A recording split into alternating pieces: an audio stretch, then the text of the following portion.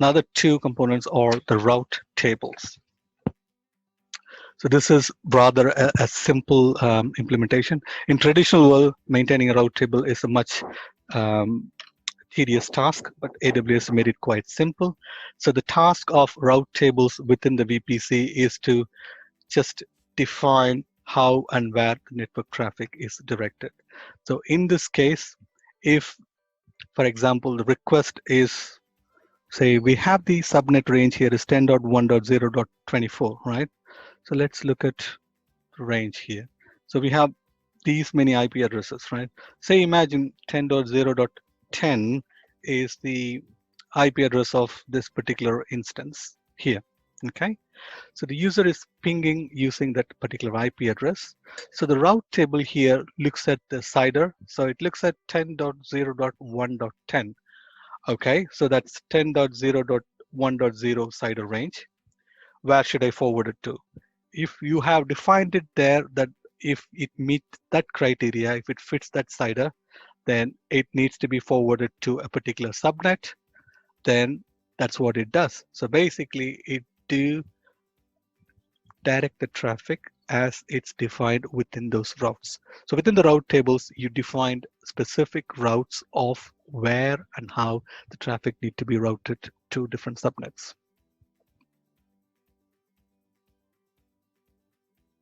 So routing is more of a traffic management tool. So it controls the traffic flow. NACL and security group are more specific to security aspects. So they restrict certain type of traffic or from certain source in certain ways.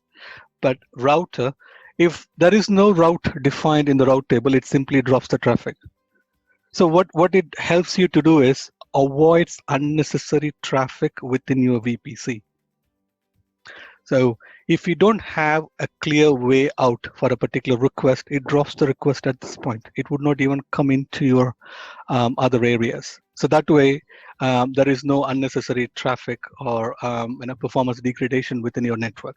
So that's the key purpose, but it can also act as a security. So if you know where your traffic is going to come to and where they are going to go to, then you can have a much refined set of routes rather opening 0.0.0.0 slash everything to everybody.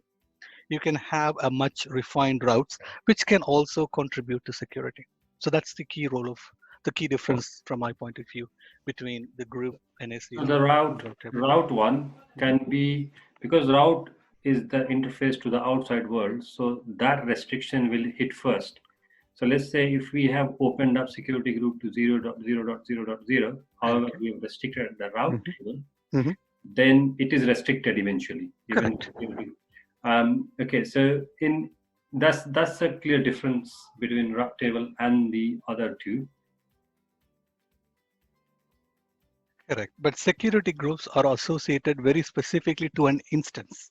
So in this case, you might have two instances, right? So Okay. one instance might need to be accessed by everybody of the whole world need to access this. So you can define your security group accordingly. And the other instance need to be only accessed by one individual in the whole world. Then you can configure that accordingly. So depending upon your requirement, you can configure individual instances depending on your need. So Okay, this more is granular. managing at, yeah, instance level, correct. And this NACL allows you to configure stuff around subnet level. The internet gateway is what allows the VPC to connect to the internet. Internet gateway is provided by AWS as like a service, really.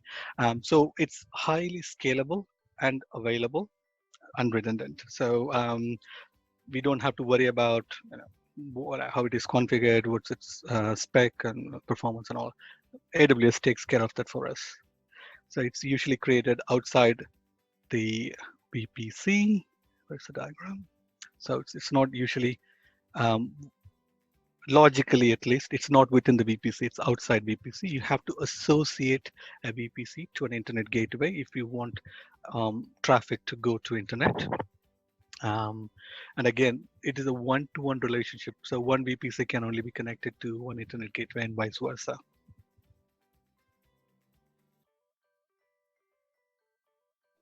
No. In many ways, Internet Gateway is a logical NAT gateway to the public instances that you have in your default group. So